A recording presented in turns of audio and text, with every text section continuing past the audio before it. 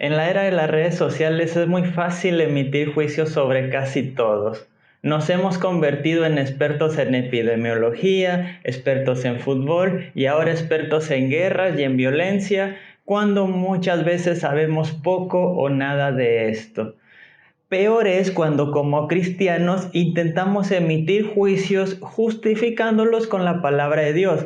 Por eso, en el Evangelio que vamos a leer hoy, Jesús nos guía para que no seamos ciegos que guían a otros ciegos y que por lo tanto caen en un pozo. Leamos el Evangelio de Lucas, capítulo 6, versículo 39 en adelante. También les dijo esta parábola: ¿puede un ciego ser guía de otro ciego? ¿No caerán los dos en un hoyo? Ningún discípulo es mayor que su maestro. Cuando hayan aprendido todo, será como su maestro. ¿Por qué miras la astilla en el ojo de tu hermano y no adviertes el tronco que tienes en el tuyo? ¿Cómo puedes decirle, hermano, deja que saque la astilla que tienes en tu ojo, si no ves el tronco que tienes en el tuyo?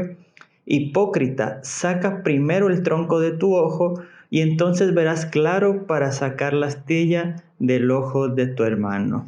Jesús nos guía a saber que hay un tronco en nuestros ojos que no nos deja juzgar correctamente. Por eso anteriormente Jesús nos había dicho y le dice a todos sus discípulos: no juzguen y no serán juzgados, no condenen y no serán condenados. Versículo que leímos en la predicación de la semana pasada, la cual pueden ver en el canal. Pero no juzguen y no condenen es porque tenemos los ojos llenos de nuestros propios troncos. Pero ¿cuáles son estos troncos que están en nuestros ojos? Te quiero dejar por lo menos tres troncos que están en nuestros ojos que no nos permiten juzgar correctamente. El primer tronco es el pecado. Y es el que todos hablan cuando se habla de estos pasajes. Pero ¿qué es el pecado? Muchas veces decimos, no, tienes que cuidarte de no estar pecando más para entonces poder juzgar al otro. Tienes que ver si no hay un pecado que tú estás cometiendo para entonces poder juzgar al otro. No, viendo el pecado como todo aquello que no te permite vivir plenamente humano, el pecado es todo aquello que tú realizas o todo aquello que tú haces, que tú sientes, que tú vives, que no te permite ser pleno. Y cuando tú no estás viviendo plenamente, tú empiezas a juzgar a los otros de acuerdo con tus sentimientos, de acuerdo con tus emociones y no de acuerdo con la realidad de que ellos también son humanos y también son hechos hijos de Dios igual que tú. Pecado entonces es aquello que te impide vivir como un verdadero hijo de Dios. Cuando tú aceptas la paternidad divina, cuando tú te aceptas hijo amado de Dios, entonces tú puedes juzgar correctamente al otro como también hijo amado de Dios. Cuando nosotros pecamos, todo aquel hábito pecaminoso es aquel hábito que nos hace olvidarnos de esto, que nos hace olvidarnos que tenemos un valor intrínseco y un valor que va más allá de lo que hago, sino un valor que se basa en lo que hizo Jesús por mí y en lo que hace el Padre por mí al adoptarme como hijo. Cuando este pecado, sea el que sea el hábito que sea, te impide a ti estar consciente de que Dios es tu Padre, que tú eres un hijo amado, entonces te conviertes en alguien que juzga a los demás. Entonces te conviertes en alguien que odia a los demás. Entonces te conviertes en alguien que hace lucha, guerras y que habla discursos de odios contra los otros porque no puedes ver en ellos lo que no puedes ver en ti, el Hijo amado de Dios. Un segundo tronco que se encuentra en nuestros ojos y nos impide juzgar correctamente es el tronco de los prejuicios. En Mateo 15, estas palabras de Jesús no están dirigidas a sus discípulos, sino que hacen referencia a los fariseos.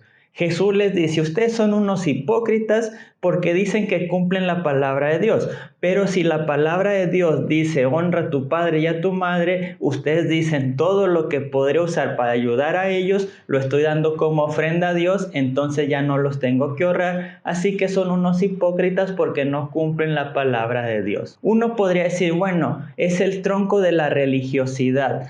pero realmente es un tronco del prejuicio cultural que tú puedes tener contra cualquier cosa y lo intentas justificar con tu religión. Muchos tenemos prejuicios que nos fueron infundidos desde niños, que nos infunde la sociedad desde que vamos creciendo y hasta el día de hoy estamos llenos de ellos. Y entonces estos prejuicios, cuando me convierto en cristiano, cuando intento vivir la palabra de Dios, la leo, pero mis ojos tienen el prejuicio de lo que ya me fue enseñado. Mis ojos tienen los prejuicios culturales en contra de lo que es diferente a mí, en contra de lo que no se parece a lo que siempre hemos hecho, en contra de lo que no nos parece tradicional.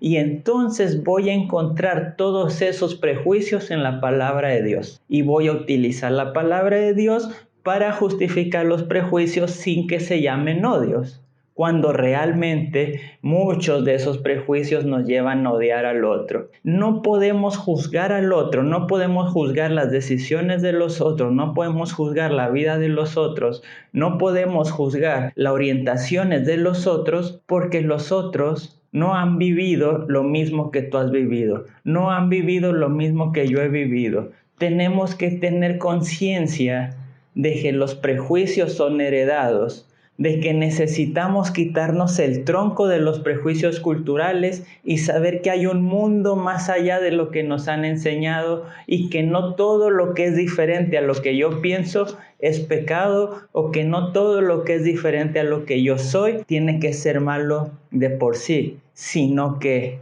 en la diversidad se encuentra la unidad y en la diversidad se encuentra el cristianismo. Como ya lo he dicho antes, el cristianismo tiene que ser completamente inclusivo a lo diverso. Y en tercer lugar, pero no menos importante, está el tronco del orgullo. El orgullo de sentirme mejor que otros. El orgullo de sentirme más espiritual que mi hermano. El orgullo de sentir que yo valgo más porque hago más que el otro. Lamentablemente, en las iglesias se suele dar una competencia de quién sirve más. Se suele dar una competencia de quién pasa más tiempo en el templo. Y entonces parece que hacemos nuestro check-in y check-out. ¿Cuánto tiempo voy a pasar en la iglesia en la semana?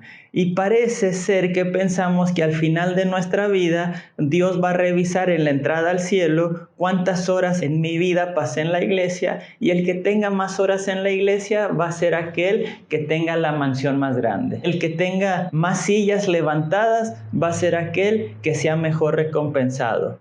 El que tenga más horas barriendo el templo va a ser aquel que la pase mejor. El que tenga más horas púlpito, el que tenga más tiempo predicando, o el que tenga más personas evangelizadas va a ser el que se lleva un mejor premio. Pero esto solo nos lleva un orgullo que nos hace juzgar al otro que no hace tanto como nosotros, que nos hace sentirnos superior a cualquiera que no sirva como servimos nosotros. A lo mejor puede ser en el templo, a lo mejor puede ser en el trabajo, a lo mejor puede ser ayudando a otros. Muchas veces ministerios y servicios que son ordenados por Dios, que son muy lindos y que realmente sirven para ayudar a la sociedad, se convierten en motivo de orgullo, por el cual la iglesia se convierte en un lugar de juzgamiento y de condenación, en lugar de un lugar donde la gente es libre de servir y amar como Dios se lo mande, o como Dios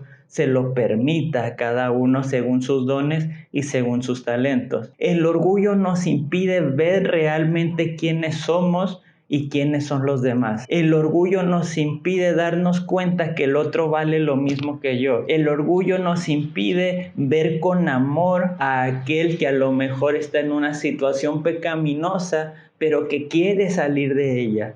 O de aquel que no se da cuenta que se está haciendo deshumanizante su forma de vida. El orgullo nos impide ver la imagen de Dios en cada ser humano que entra en nuestra iglesia, en cada ser humano que nos encontramos en la calle. Ahí está la imagen de Dios. Mientras tengamos el tronco del orgullo, el tronco de nuestros prejuicios y el tronco del pecado, no podemos ver a los demás como Jesús los ve. Dietrich Bonhoeffer, en su libro Vida en Comunidad, nos dice que la mejor forma de relacionarnos con la gente en la comunidad es no relacionarnos directamente con nadie, sino relacionarnos a través de Jesucristo. Cuando yo veo a alguien, no lo tengo que ver a través de mis ojos, porque mis ojos están llenos de madera, mis ojos están llenos del tronco, del pecado, de los prejuicios, pecado de la religiosidad, está lleno del tronco cultural y está lleno del tronco del orgullo. Pero si lo veo a través del filtro de Jesús, entonces los voy a amar, los voy a servir y los voy a comprender, incluso cuando estén en contra de lo que yo pienso o de lo que yo digo. Muchas gracias amigos por estar apoyando este canal, viendo estos videos, compartiéndolos. Los invito a suscribirse al mismo y también a seguirme en mis redes sociales, Alexei Rodríguez en Instagram y Alexei03 en Twitter. Muchos saludos a todos y nos vemos la próxima semana. Bendiciones.